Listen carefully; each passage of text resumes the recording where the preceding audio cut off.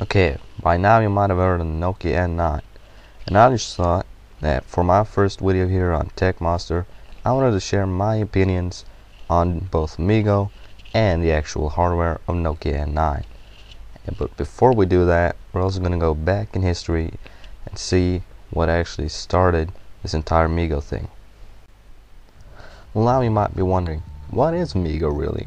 Well, if we go back in time to about November 2009, you might remember the Nokia 900, and that was actually a phone not running Symbian but Maemo 5 actually, and it actually supported Adobe Flash Player, and it was actually a very good OS. It was a little bit difficult to use and not as user friendly as you might hope, but it was pretty good, and significantly better than Symbian, and I personally think that Nokia 900 is still amongst the best Nokia phones ever made, even though it was made in late 2009. It had about a 600 MHz CPU, which wasn't incredibly powerful, but you know, it worked pretty well, especially with that OS. And things run pretty smoothly, nice. But what Nokia chose to do was to work together with Intel to make this new operating system called Migo, which we are now about to see in the new Nokia N9. And I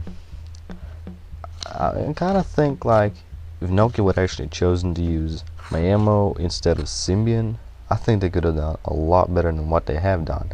I'm not saying that Maemo was the best operating system ever. I'm just saying that it had a potential, and if they would have made it easier to use and more streamlined, they might not have lost all those market shares, because the main reason they lost the market share is not because of the actual hardware. I mean, you know, their CPUs aren't the most powerful and the screens are a little bit low res, but the cameras and the build quality is really there, and you know, Nokia knows how to make good hardware, at least for the most part.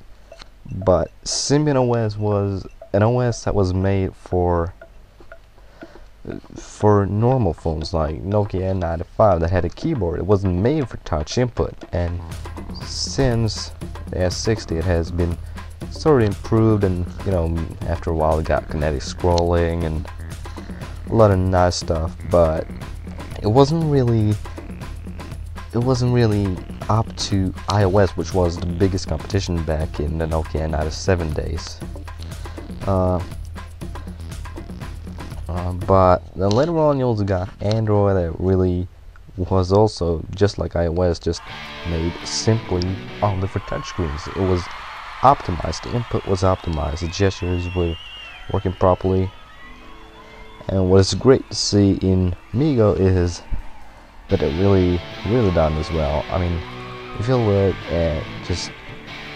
look at navigation in the operating system, it's very swipe style.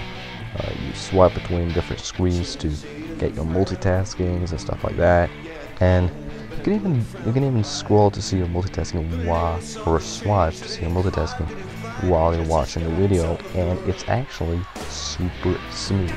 It really looks absolutely great. So,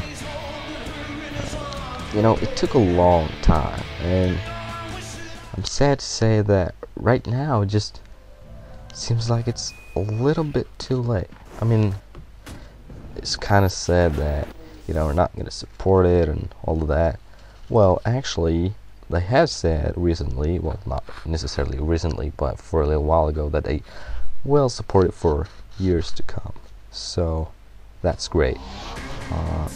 But if you look at the N9, the hardware, I mean, it's still, RAM isn't all that good, and it doesn't have the fastest CPU and stuff like that. So I kind of feel like if Nokia N9 is really going to compete against, for instance, HTC Sensation or the Galaxy S2 or LG Optimus 2X, and those guys, they really got to step up their specs.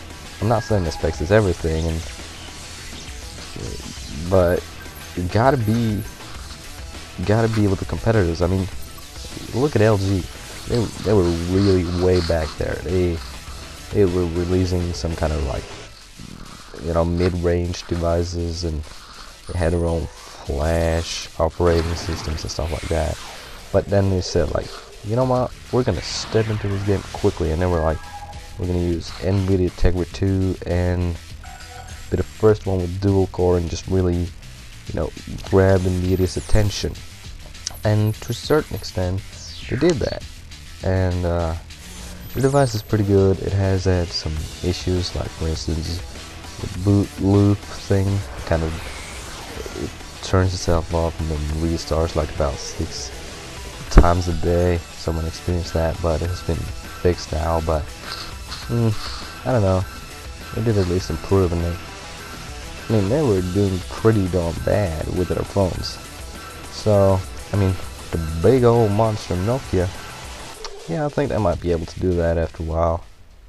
And even though I really like Migo, I kind of feel like, do we really need it? I mean, look at it. Right now we have iOS, like, you know, the best operating systems out there. We have iOS, we have Android, and with Windows Phone 7, Nokia is supposed to use Windows Phone 7 pretty soon anyway, so why bother with Migo? I love some of the navigation stuff, but I just don't feel like it's different enough to really matter. Because yeah, it's cool to navigate, it's cool like that, but all in all, it's just navigation. It doesn't have any killer features. Obviously, it's the first version of it, but they've been working on it for a long time. And I was expecting something a little bit better than that. And the only way to really save Migo is to keep supporting it. I mean, you can't just say like, yeah, we're gonna release Nokia 9, and we're gonna be like, yeah, it's pretty cool. It's not newest hardware, but it's pretty cool. And then we're gonna like make all these Windows Phone 7 phones that are gonna be so much better. Because I mean, if you think about it, Windows Phone 7 doesn't have the biggest name out there yet, but at least it has Windows in its name, so people have heard of it before. So people know what it is.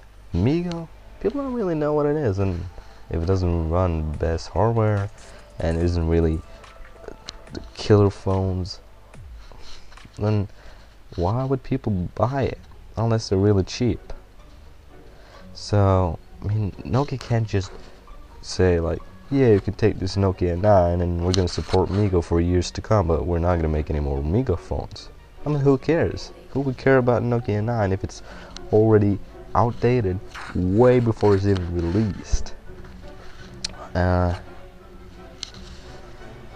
mean, I don't see the reason for using Migo instead of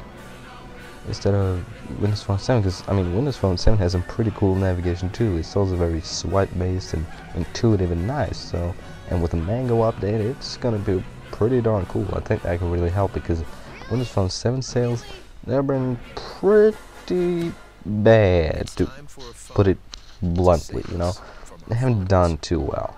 But I think that's more of a lack of feature thing.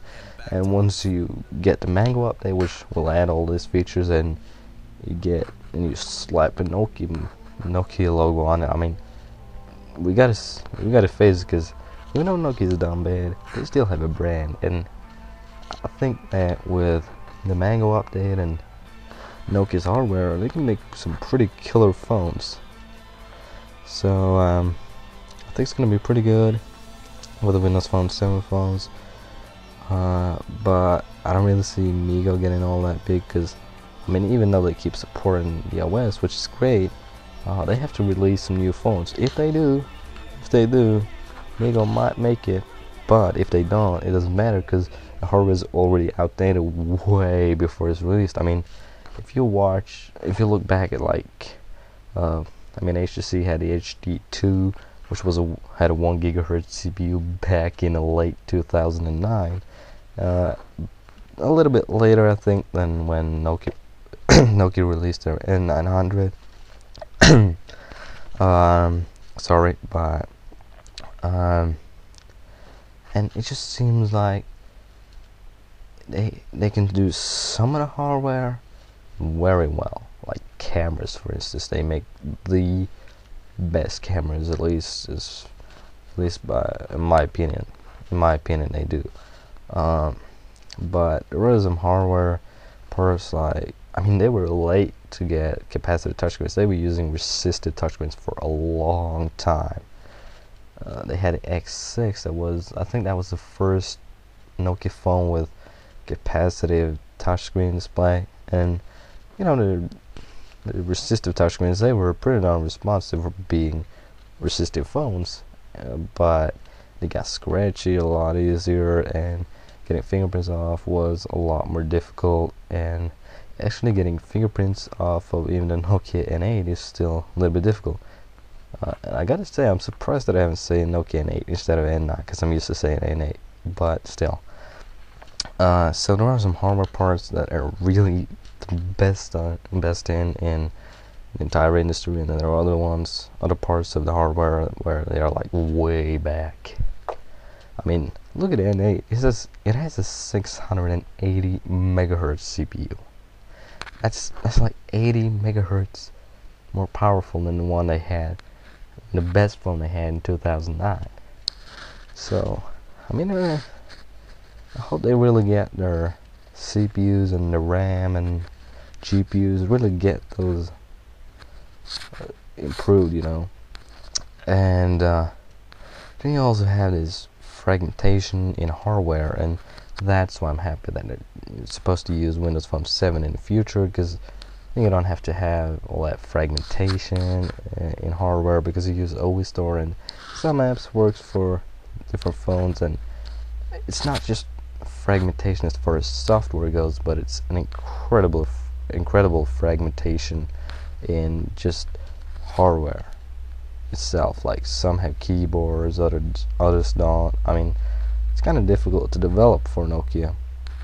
Wow, I'm gonna have to cut this down a little bit because it's getting pretty long.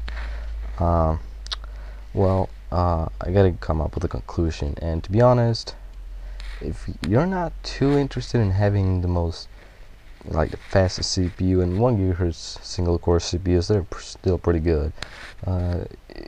If that's not too important to you and you really like to get your hands on a new OS, I think Migo or Nokia N9 would be an interesting phone. So check it out, give me feedback, what do you think of it when it's released. I personally not gonna buy it. I'm perfectly happy with the phone I already got. But Migo, interesting, and it has a potential, but Nokia really gotta step up their game with it, or else they just gotta keep on going with Windows Phone 7, or else there's no reason to have it. So comment down. So I would like to see your comments and what you think of the Nokia N9 and what you think of my opinion. And meanwhile, until my next video, you can follow me on Twitter at StianGR for reviews, and Google Plus. I'll just put some links in the description below, and you can check it out. So see you later.